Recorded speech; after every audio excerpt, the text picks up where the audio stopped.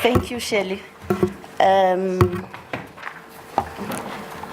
Before I start, I just want to thank Top Women for making it possible for me to meet my long-lost friend, despite her being everywhere, but I had lost a friend, Advocate Thuli Madonsela.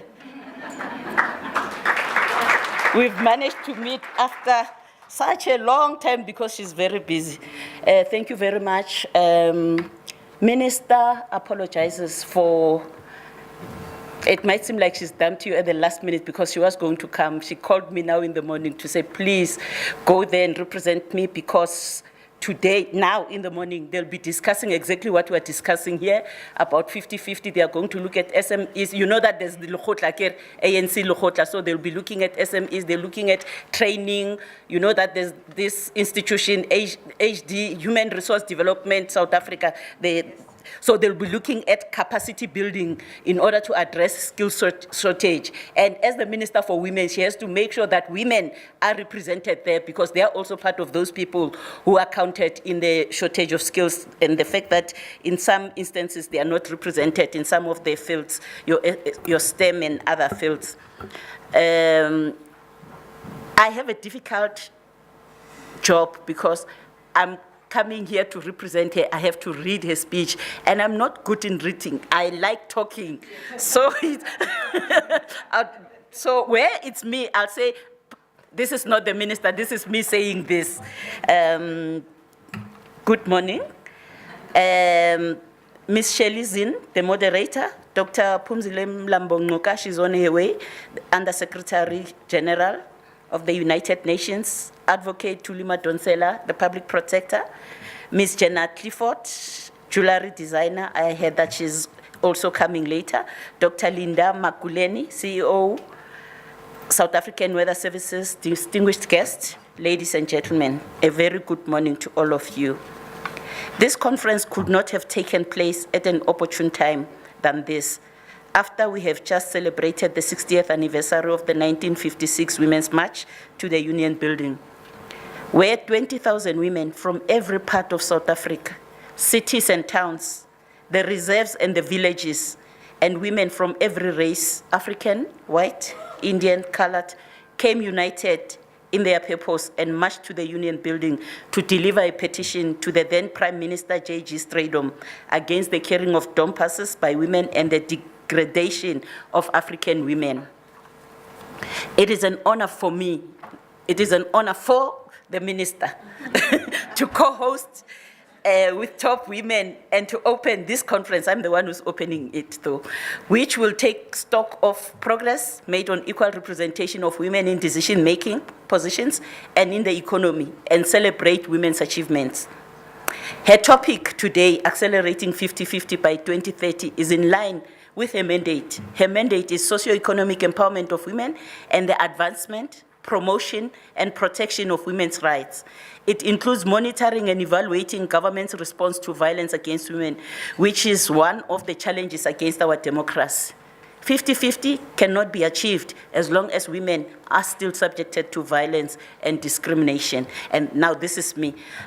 You know, when we talk 50-50, when women progress, they say there's a backlash where some of the people, when they see women, or some of the men, when they see women progressing, then they have to show them that you might be a CEO, but I will beat you. So how do we deal with that? How do we make sure that we engage with men to ensure that they understand that when the woman is empowered, it doesn't take anything away from them. It doesn't take their manhood from them. So when we talk 50-50, we must remember that there's a backlash and we must also address that. South Africa is vigorously traversing the journey towards Planet 50-50 as a game changer that will turn the tide for the next generations. We have developed laws and policies aimed at transforming and reforming the economy whilst dismantling the effects of apartheid, legacy, and patriarchy, which excluded women. These laws compel both public and private sector to join this journey to Planet 50-50 in line with the objectives of the 2030 Agenda for Sustainable Development, the Beijing Platform for Action, Africa's Agenda 2063, and our National Development Plan 2030.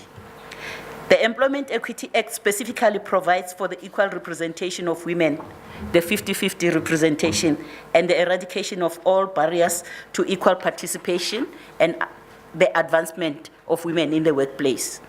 It also codifies the internationally recognized principle of equal pay for work of equal value. We have also developed the Code of Good Practice on Equal Pay for equal work, for work of equal value. However, tax statistics published by Stats SA in 2013 revealed that men get a lion's share of income in the private sector. Women earn nearly a third less than men on average. So which means that we have to make sure that the 50-50 and the equal pay for equal value, for equal pay for work of equal value is implemented. So those people who are going to pledge today, they must make sure that they apply that principle. The Broad-Based Black Economic Empowerment Act deals with economic empowerment of Black women and men and persons with disabilities. It gives priority to issues such as employment equity and equalizing opportunities through human resource development and preferential procurement. South Africa's National Development Plan 2030, which is incidentally aligned to the timeframes of the 2030 Agenda on Sustainable Development, aims to accelerate growth, create decent work, and promote investment in a competitive economy inclusive of women.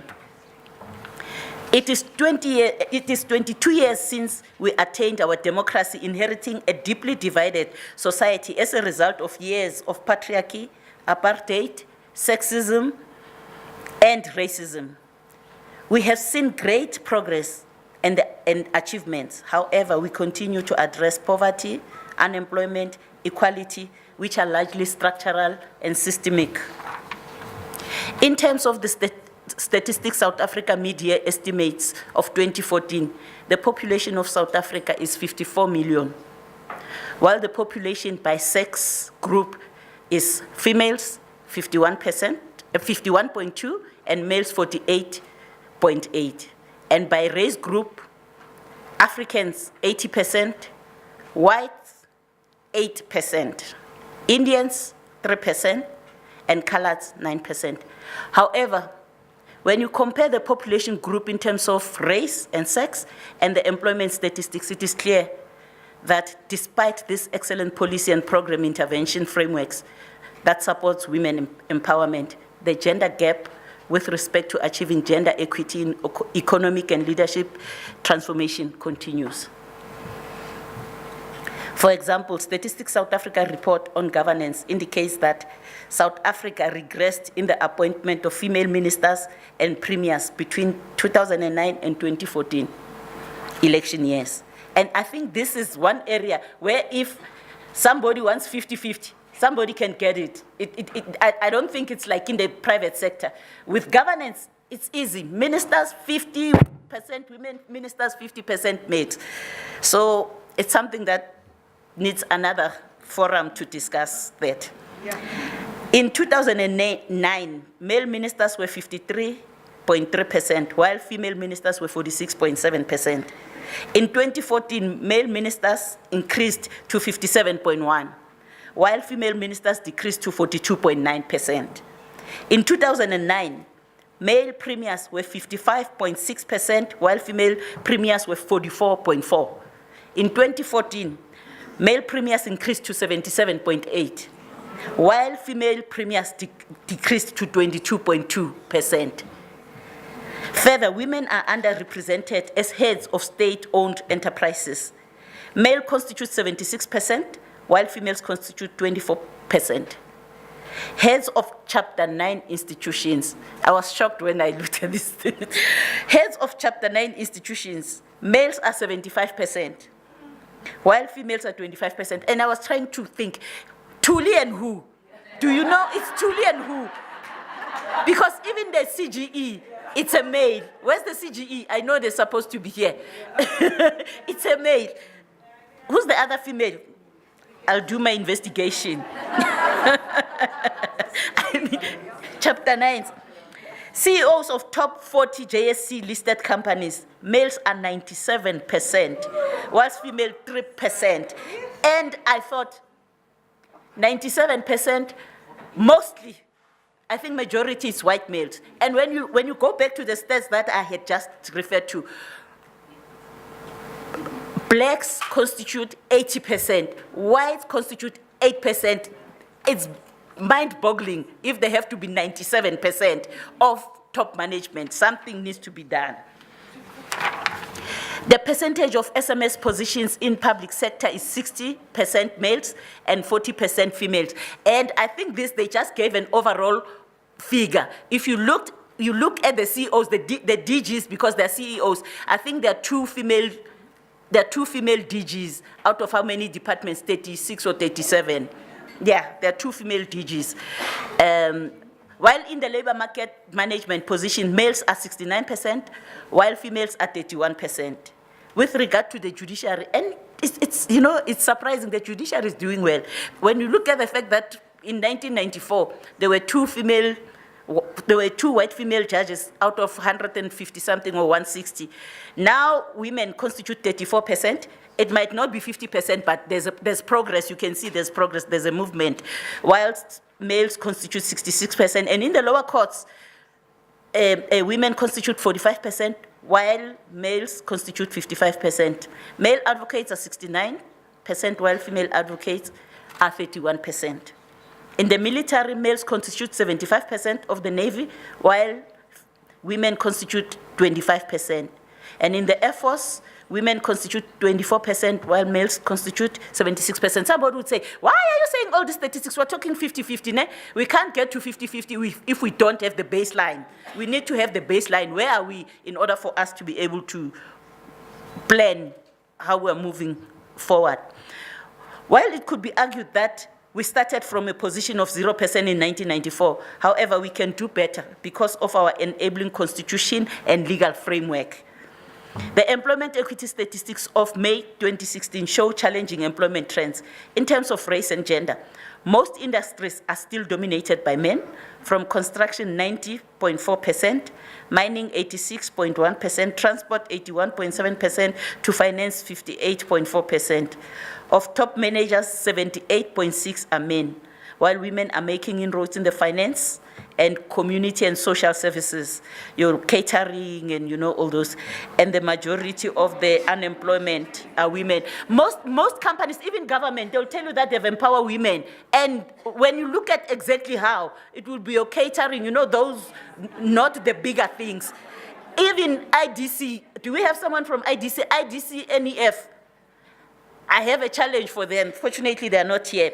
Women, when they submit business plans, they turn them back. Even if that business, you can see that it's a viable business, they turn it back because of little things. If you see that the business is viable, you must help the woman with a business plan to be able to get the funding. We are not just confined in the kitchens, because it seems as if it continues. The quarterly force survey, Statistics South Africa, of 2015 reveals that the highest level of education, it's interesting, for males in management position was matric, whilst it was university degree for females. This proves what women have been saying from long ago, that when it is a woman who has to occupy the position which was occupied by a male, the demand increases and the scrutiny is stiffer. And in some instances, the salary level is reduced, while the female is doing exactly the same job that the male did. I think we need to do something about that. Some of the challenges to women's representation in all fields of employment is because of accumulated disadvantages. For example, one might say it's 22 years after, but Bantu education entrenched the race, gender, and class inequality, whereby it encouraged the girl child to pursue home economics and not the math, science, and technology field, and thereby excluding them from sectors such as finance, mining, and technical fields. Furthermore, there was a tendency of discouraging the girl child from going to school because they were going to get married. In addition to that, the girl child is often affected by issues of menstrual dignity, teenage pregnancy, and early marriage. One would say, menstruation, how does it affect a girl child? It does. She can't go to school if she doesn't have a pad. She cannot go to school. 4 days a month or 5 days a month, she can't go to school. We had a debate during the Deputy President's Youth Expo, where young people were saying, why are condoms distributed for free? And yet someone can choose to have sex or not to. And yet menstruation, you don't choose. But the pads, the sanitary pads are not distributed for free, but not only that, they are taxed. So that is the other thing that we should work on, to make sure that the tax is removed from the sanitary towels. These are historical impediments that result in the continued disadvantages for women, which hinder the progress of the progressive legislation that this democratic government has developed. For example, Stats SA report indicates that when fields of studies were analyzed, both males and females continue to select fields of study associated with gender stereotypes. A higher percentage of females with tertiary education were qualified in the fields of social, health sciences, which include professions such as social work and nursing, while males dominated in physics, maths, engineering. These results may point to a mismatch between what females choose to study and the skills required in the South African labor market. The slow entry of women into specialized fields traditionally associated with males will result in delayed gender representativity within those fields, particularly in top management. I think this doesn't mean that women are not there. Women are now entering all fields, but however, it is still, the representation is still minimal. But in some instances, even when women have studied for a certain degree, the sector itself rejects them. You see, so those are some of the challenges that we still have to deal with. She says, my department, so now I'll say her department, commissioned research on the status of women in order to develop a baseline data from which to intervene on women's representation in decision-making positions and the economy. I saw the status of women report has been distributed. The status of women in the South African economy report was launched by His Excellency President Jacob Zuma on the 9th of August 2015. This report focuses on 5 critical areas: education, access and attendance, outcome and performance, labor market, access to land and property and credit, changes in poverty and inequality and unpaid work, and contribution to the GDP. Based on the finding of this report, President Zuma issued a directive to the chair of the economic cluster that all departments within this cluster should incorporate the findings of this report in the implementation of the 9-point plan, which includes the National Infrastructure Program and the ocean economy. For example, South Africa is rolling out the ocean economy. The value of the ocean economy is estimated to have a potential to contribute about 54 billion to our GDP. So if women are not involved, women will continue to be poor because males will be participating in all those programs. This will include marine transport, manufacturing, offshore oil and gas exploration, the aquaculture, work stream, and others. The national infrastructure total budget is estimated at 3.2 trillion. It aims to improve access by South Africans to healthcare facilities, schools, water, sanitation, housing, electrification. It will also increase investment in the construction of ports, roads, railway systems, electricity plants, dams, and others. So in order to ensure 50-50 in ocean economy and the National Infrastructure Program, the Human Resource Development Council, of which the Minister is attending the meeting of now at the Lekgotla, which is a multi-stakeholder body, creating an enabling, coordinated, and integrated environment to focus on improving the human resource development base and skills of the South African people. with a special bias to women in order to increase competition and the spread of global production systems and the need to attain equity and reduce poverty and inequality. So what is it that we have to do in order to ensure that women are ready to be involved in ocean economy and national infrastructure program? We need more boilers, boiler makers, we need welders. Women must be able to, they must be involved in exploration, mining exploration, aqua mining, all those things. What do we need to do in order to ensure that women gain all that? We need to work with other countries which have already developed those skills, send young women to go and train there so that when they, by the time we roll out ocean economy, we must have women being involved, because we'll complain, we'll sit there and say women are not there, but if they don't have the skill, then they won't be involved. So we must also not just sit back and roll hands and think somebody is going to push for women. Nobody's going to push for them. Survival of the fittest out there.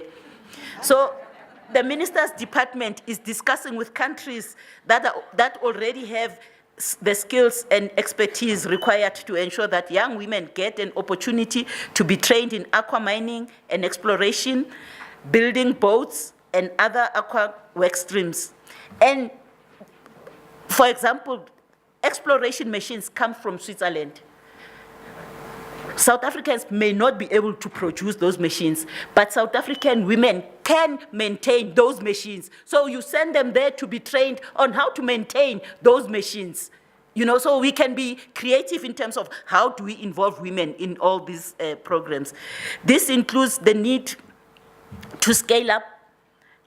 This includes the need to understand the scale-up technological environment, for example, modernization of agriculture and other indigenous technologies. An article in the African Decisions issue 1 of 2014 states that one area where both the skeptics and the optimists agree is that growth is most certainly coming to the continent. On the other hand, Jonathan Berman of the Harvard Business Review said, Africa's workforce will be larger than China by 2035. For Africa's workforce to surpass that of China by 2035, then Africa should have reached 50-50 by 2030, as envisaged by Aspiration 6 of Agenda 2063. An Africa where development is people-driven, relying particularly on the potential of women and youth.